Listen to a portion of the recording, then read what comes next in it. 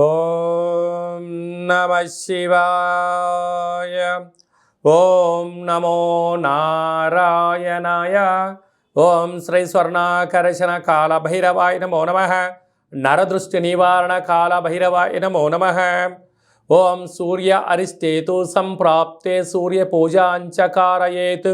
సూర్య ధ్యానం ప్రవక్ష్యామి ఆత్మదోషపీడోప ఉపశాంతయే. హరి ఓం.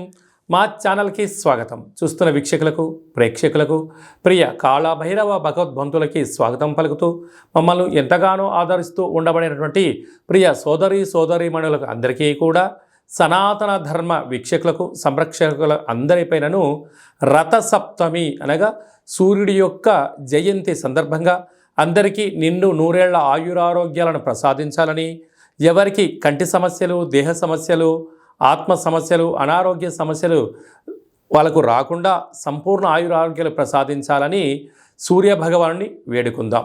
16వ తారీఖు 2వ నెల 2024 నుండి 29/2/2024 వరకు పుట్టినటువంటి వారందరికీ కూడా ముందస్తుగా జన్మదిన శుభాకాంక్షలు. గతంలో వివాహం చేసుకున్న వారికి వివాహ వార్షికోత్సవ శుభాకాంక్షలు. ద్వాదశ రాశుల్లో గ్రహ గమనాన్ని ఒకసారి వీక్షింపచేద్దాం. మేషరాశిలో గురు సంచార స్థితి, కన్యరాశిలో కేతు సంచార స్థితి, మకర రాశిలో కుజుడు, బుధుడు మరియు శుక్ర సంచార స్థితి, కుంభరాశిలో రవి మరియు శని సంచార స్థితి, మీనరాశిలో రాహు సంచార స్థితితో ద్వాదశ రాశులలో గ్రహ గమనాలు ఫిబ్రవరి ద్వితీయార్థంలో ఈ విధంగా ఉన్నాయి. అలాగనే 21వ తారీఖున బుధుడు కుంభరాశిలోకి సంచారం చేయడం వల్ల అక్కడే ఉండబడినటువంటి రవి భగవానుడితో బుధుడు కలిసి ఉండడం వల్ల బుధాదిత్య రాజయోగము అంటారు. ప్రభుత్వ ఉద్యోగం ప్రయత్నం చేసేటువంటి వారికి ఇది చాలా మంచి కాలము అని చెప్పి గమనించాలి. మిథున రాశి వారు రథసప్తమి పండగ సందర్భంగా సూర్య భగవానుడి ఆశీస్సులు ఎలా పొందాలో ఈ వీడియోలో సవివరంగా సంపూర్ణంగా తెలుసుకుందాం.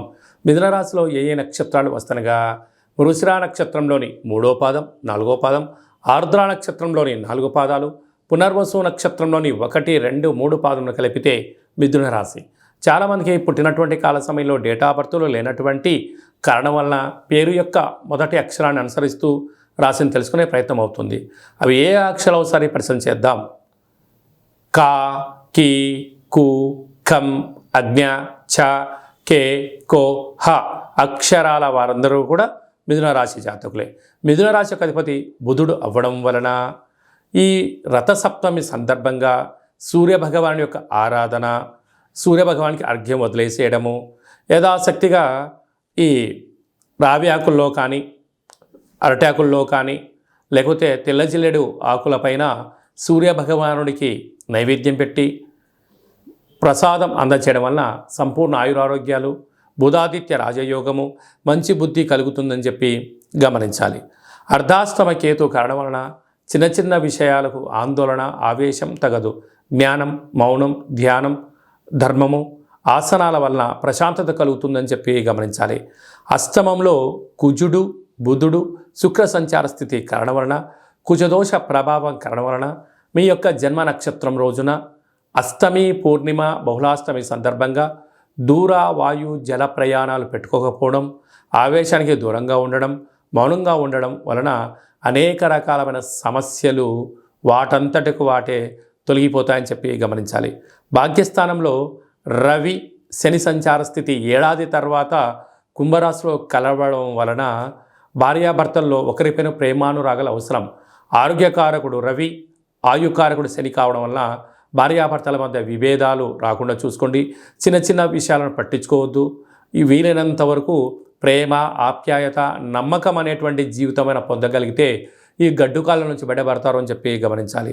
రాజ్యస్థానంలో రాహు, లాభస్థానంలో గురు సంచార స్థితి కారణం వలన అన్నింటా విజయం మీ సొంతం. స్వయం వృత్తులు, సేవారంగాలు, వ్యాపారాలు, గృహ భవన నిర్మాణ కార్యక్రమాలు, వ్యవసాయ సోదరిమణులు, హోటల్ వ్యాపారస్తులు, చిన్నపాటి కుటీర పరిశ్రమలు చేసేటువంటి వారందరికీ చాలా మంచి కాలము అని చెప్పి గమనించాలి.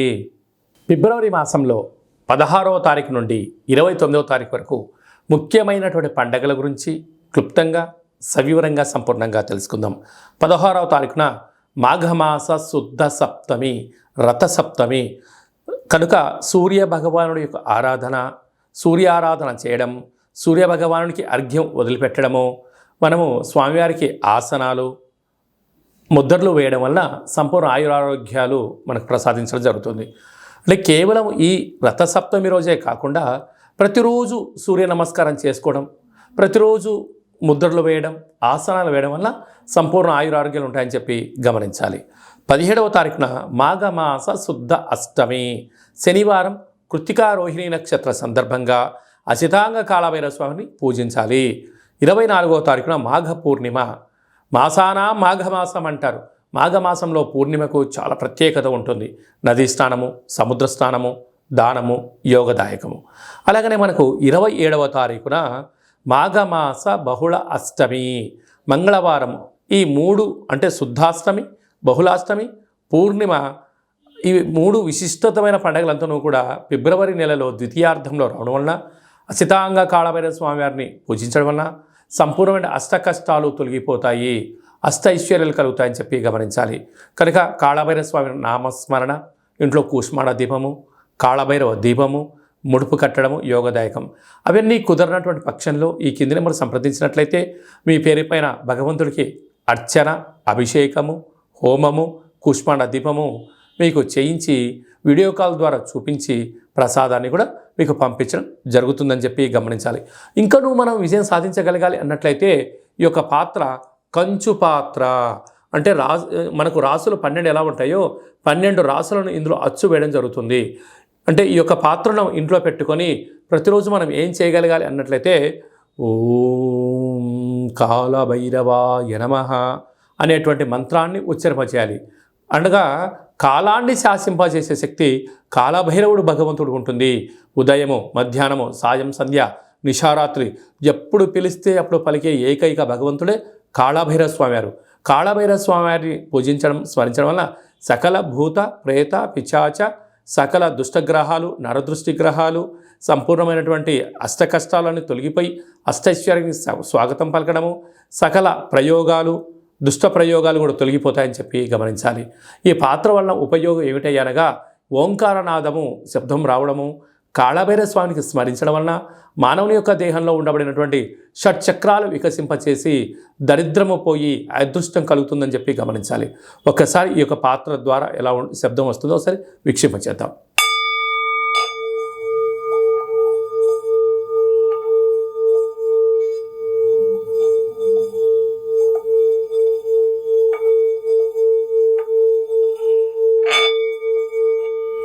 ఇలాగా ఓంకార శబ్దాన్ని మనం చూసాం. అలాగా శబ్దద్వర్థం వలన సకల అష్ట కష్టాలు తొలగిపోతాయి, అష్టైశ్వర్యాలు కలుగుతాయని చెప్పి గమనించాలి. ఈ యొక్క కంచు పాత్రతో పాటు ఒక కాళభైరవ స్వామి యొక్క పిరమిడు, డాలరు, కంకణము, విగ్రహము, అలాగనే మీకోసం ప్రత్యేకంగా కాళభైరవ హోమాన్ని ప్రత్యక్ష ప్రసారంగా వాట్సాప్ కాల్ ద్వారా చూపించి మీకు అందజేయడం జరుగుతుంది. మీ పేరుపైన కూష్మాండ దీపం కూడా పెట్టడం జరుగుతుంది. ఆసక్తి గలవారు ఈ కింద నెంబర్ని సంప్రదించవచ్చు. అలాగే మీ వ్యక్తిగత జాతకం తెలుసుకోవాలనుకుంటున్నారా? మీరు పుట్టినటువంటి తేదీ, నెల, సంవత్సరం, పుట్టిన సమయం రాసి పంపించినట్లయితే 100 సంవత్సరాల జాతకాన్ని రాసి పంపించి మీరు పుట్టినప్పుడు గ్రహ గమనాలు ఎలా ఉన్నాయి, ప్రస్తుతం ఎలా ఉంటున్నాయి, రాబోయే కాలం ఎలా ఉంటున్నాయో సవివరంగా సంపూర్ణంగా మీకు తెలియజేయడం జరుగుతుంది.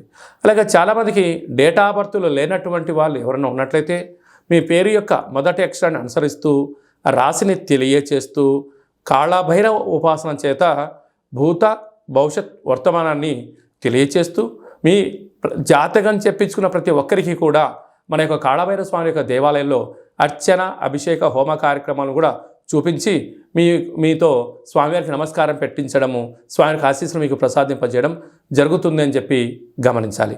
ఆసక్తి గలవారు అపాయింట్మెంట్ తీసుకొని సంప్రదించగలరు. అలాగే మీ అబ్బాయికి కానీ అమ్మాయికి కానీ ఎంత ప్రయత్నం చేసినా వివాహం అవ్వడం లేదా, ఎందుకు అవ్వట్లేదో తెలుసుకొని వచ్చినటువంటి జాతకము, వధూవరుల జాతకాలు, జాతక పొంతన చూసి వీరికి వివాహ యోగము, సంతాన యోగము, ఎలాంటి యోగాలు ఉన్నాయో తెలియజేయడం జరుగుతుంది. అలాగే గతంలో వివాహమైన దంపతులు తరచూ గొడవ పడుతున్నారా? వారి జాతకంలో కానీ పేర్లో కానీ ఏమైనా స్వల్పమైన మార్పులు చేయడం వలన వాళ్ళు పార్వతీ పరమేశ్వరులాగా కలిసి ఉండేటువంటి ఆధ్యాత్మిక సలహాలు, సూచనలు కూడా ఇవ్వడం జరుగుతుంది. అలాగనే మీకు అబ్బాయి కానీ అమ్మాయి కానీ పుట్టినప్పుడు ఎలాంటి పేర్లను పెట్టాలో మీకు తెలియజేయడం కూడా జరుగుతుంది. చాలామందికి కాళభైరవ మంత్ర సాధన ఎలా చేసుకోవాలి, కాళభైరవ స్వామికి ఆశీస్సులు ఎలా పొందాలి అనుకుంటున్న వారందరికీ కూడా మన యొక్క దేవాలయంలో కాళభైరవ స్వామి యొక్క మంత్ర ఉపదేశం ఇవ్వడము, కాళభైరవ స్వామి యొక్క ఆశీస్సులు ఎలా పొందాలో సవివరంగా సంపూర్ణంగా తెలియజేయడం జరుగుతుంది. అనేక మందికి మీరు పుట్టినటువంటి రోజున, మ్యారేజ్ డే రోజున మీరు అర్చన అభిషేకం చేయించుకోవాలనుకుంటున్న వారందరికీ కూడా మన యొక్క కాళభైరవ స్వామి యొక్క దేవాలయంలో మీ పేరుపైన స్వామివారికి అభిషేకము, అర్చన, కాళభైరవ హోమం కూడా చేయించడం జరుగుతుంది. అలాగే అన్నప్రసాద వితరణ కూడా చేయడం జరుగుతుంది. ప్రధానంగా అందరికీ వ్యక్తిగత నరుడు యొక్క దృష్టికి నల్లటి నాపర ఎలా బద్దలు అవుతుంటుందో మీ అందరికీ కాళభైరవ స్వామి వారి యొక్క రుద్రాక్షని మీకు నరదృష్టి నివారణ ప్రసాదంగా పంపించడం జరుగుతుంది. కనుక ఆసక్తి గలవారు ఈ కిందమును సంప్రదించి నరదృష్టి రుద్రాక్షను సంపాదించి ఆ యొక్క దుష్టగ్రహాన్ని దూరం చేసుకొని అదృష్ట లక్ష్మికి స్వాగతం పలకగలరు. అందరిపైనను కాళభైరవ స్వామి యొక్క ఆశీస్సులు, అసితంగా కాళభైరవ స్వామికి ఆశీస్సులు ఉండాలని కోరుకుంటూ ఆశీర్వచనం. ఓం కాళకాలాయ విద్మహే కాళాతీతాయ ధీమహి తన్నో శ్రీ స్వర్ణాకర్షణ కాళభైరవ ప్రచోదయాతు. అందరికీ నరదృష్టి నివారణ కలగాలని, అందరికీ చల్లని చూడు ప్రసాదించాలని కాళభైరవ స్వామి వేడుకుందాం. ఈ వీడియో మీకు నచ్చినట్టయితే లైక్ చేయండి, షేర్ చేయండి, మా ఛానల్ని సబ్స్క్రైబ్ చేసుకోండి, పైన ఆల్ అనే బటన్ కూడా తెలియచేయండి. ఈ భక్తి సమాచారాన్ని మీరు ఎవరి గురించి క్షేమం ఆలోచన చేస్తున్నారో, మీ క్షేమం గురించి ఎవరు ఆలోచన చేస్తున్నారో ఈ భక్తి సమాచారాన్ని చేరవేసి కాళభైరవ స్వామికి ఆశీస్సులు పొందగలరు.